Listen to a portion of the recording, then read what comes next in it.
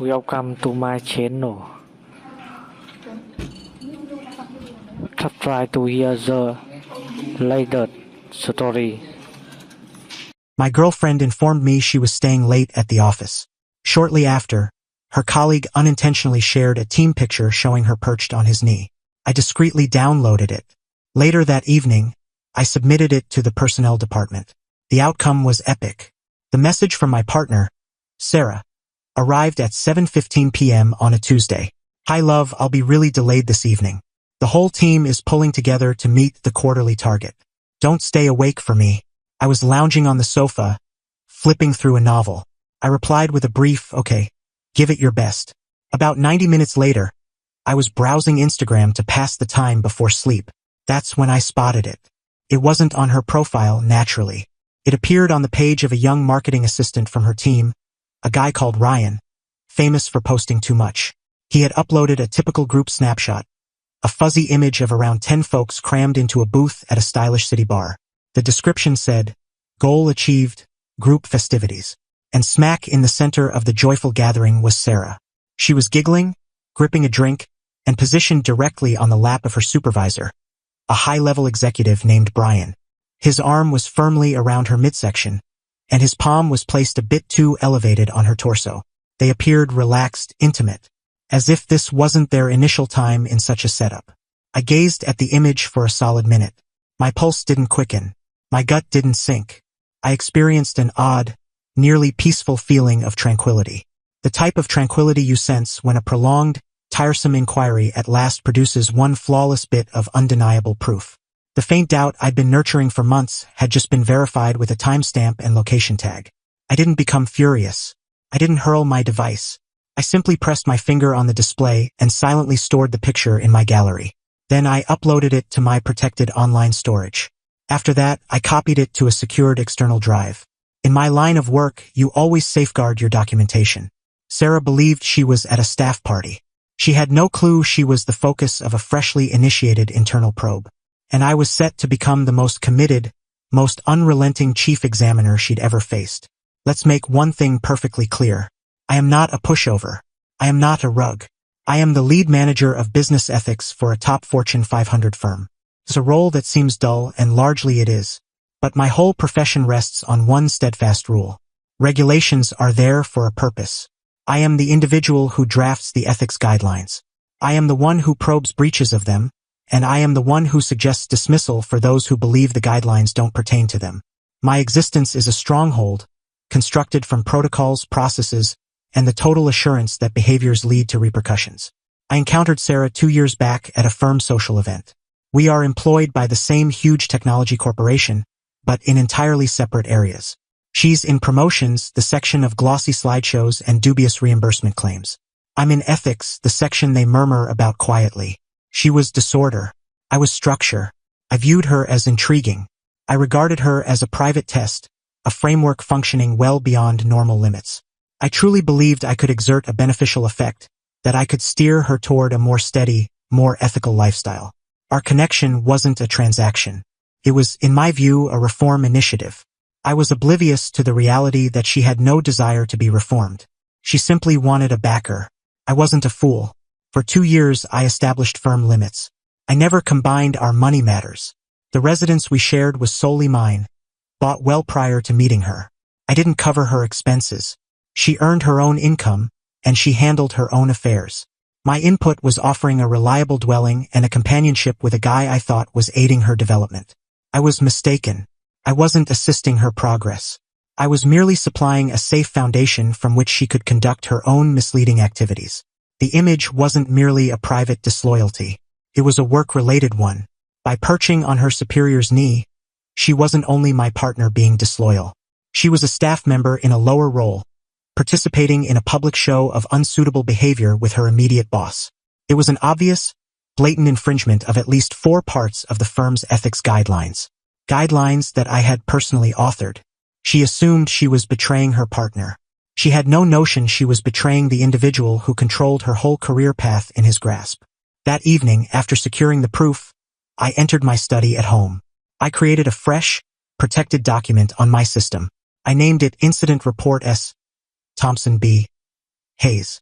Then I set up a new, untraceable email account. From that account, I prepared an official integrity report. It was a masterpiece, composed, expert, and crushingly accurate. It referenced the precise rules being broken: socializing, bias conflict, improper actions, and abuse of firm assets. Since I was reasonably sure the staff gathering would appear on Brian's reimbursement form, I included the image as proof item A, and then I dispatched it straight to the single individual at the organization whose duty it was to handle this with utmost gravity: the Director of Human Resources. The inquiry had formally started, and the main targets were oblivious to being under scrutiny. Update 1. The day following my submission of the report was a lesson in tactical misdirection. Sarah returned home near 2 a.m., reeking of booze and inexpensive scent. She crept into the sleeping area, assuming I was out cold. I was alert, naturally, gazing at the roof, my thoughts systematically planning the upcoming 20 steps. In the a.m., she was somewhat under the weather, but otherwise her typical lively persona. "Goodness, yesterday was wild," she remarked, serving herself some Java. "We stayed at the workplace till midnight. Brian is such a taskmaster." I merely agreed, my expression a facade of gentle, spousal empathy. "Sounds challenging," I responded. "Ensure he reimburses you for a nice meal after all that extra time." This was the heart of my approach. Complete, unshakable routine. A probe is most successful when the individuals are unaware of observation. I required her to proceed as normal. I needed her to persist in errors. The personnel unit at my firm is a smooth-running, fearsome operation. They don't fool around. I understood my untraceable report, with its evident visual proof, would initiate a prompt, urgent inquiry. I also knew it would be managed with extreme caution initially. My position in ethics provides me a special degree of entry and understanding into the firm's internal operations. I don't collaborate directly with personnel on these sorts of matters to prevent any bias, but I know the strategy. I knew they would begin by discreetly retrieving documents: email exchanges, chat records, reimbursement forms, business trip logs, even the entries from the access card readers at the building entrances. They would assemble a dossier before conversing with anyone, and I knew they would uncover additional details, because I had invested the past half year subtly noting a sequence of conduct that was minimally, profoundly unprofessional. I hadn't responded earlier since it was private. Now it was beyond private.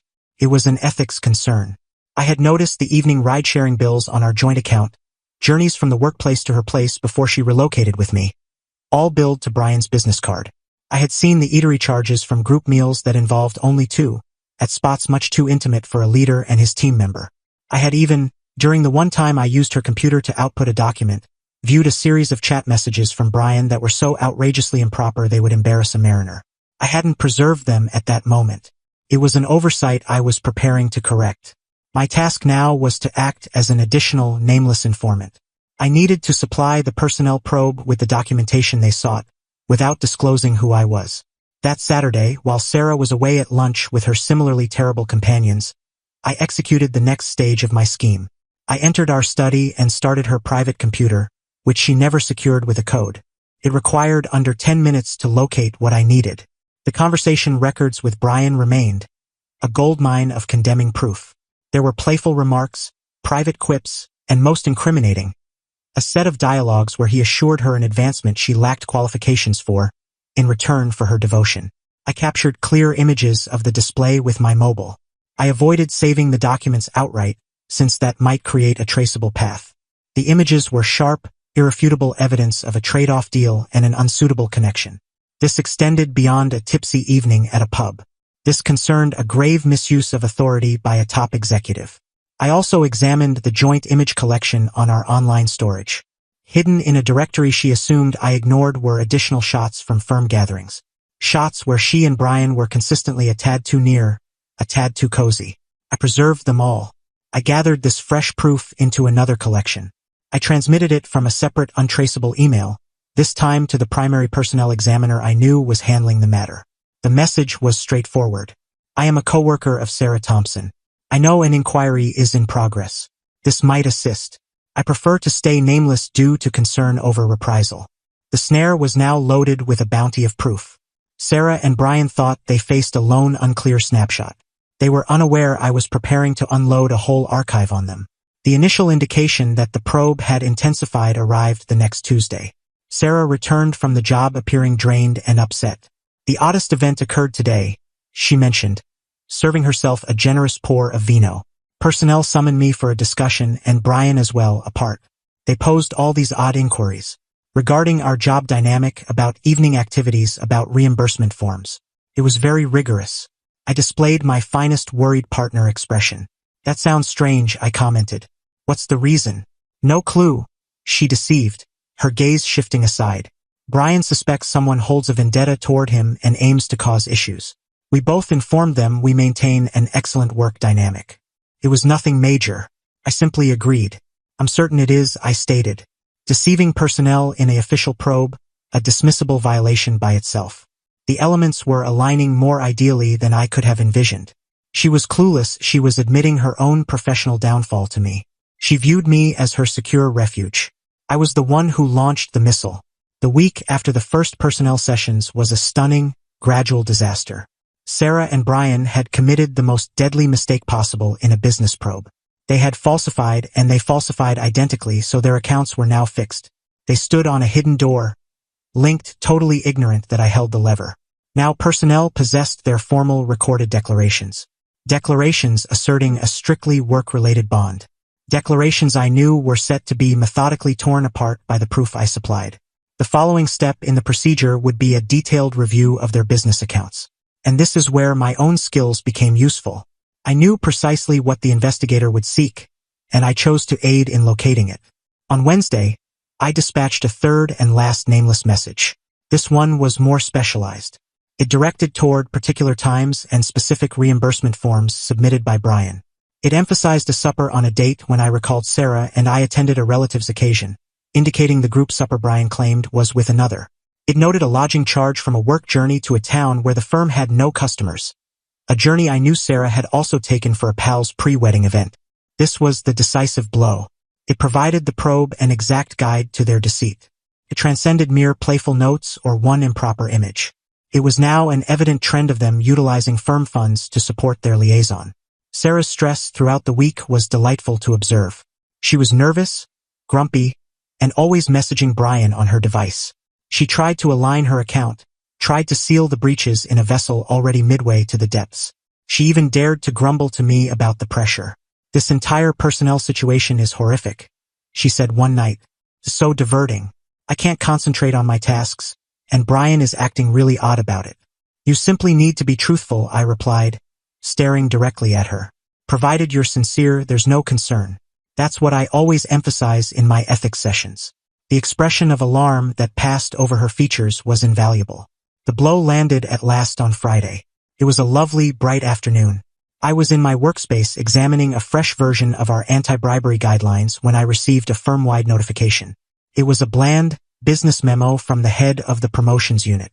We are notifying you that Brian Hayes has departed the organization, effective now. We hope for his success in upcoming pursuits. He had been dismissed without fanfare.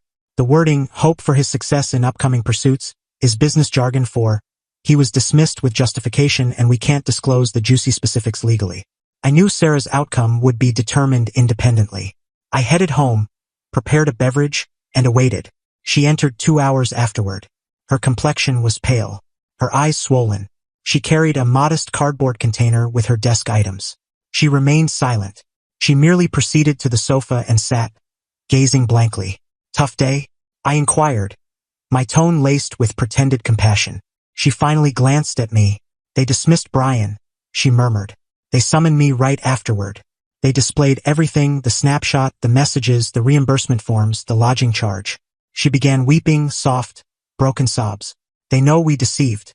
They placed me on unpaid leave, awaiting final dismissal. I allowed the quiet to linger for an extended period. I permitted her to remain there, simmering in the ruins of her existence. Then I approached the low table and set a lone printed snapshot on it, visible side up. It was the image of her on Brian's knee. Her gaze shot up.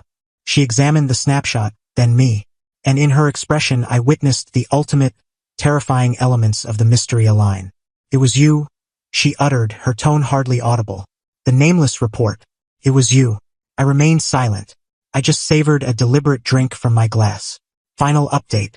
The face-off in the sitting area wasn't the heated yelling bout she likely anticipated. My retribution was never about volume.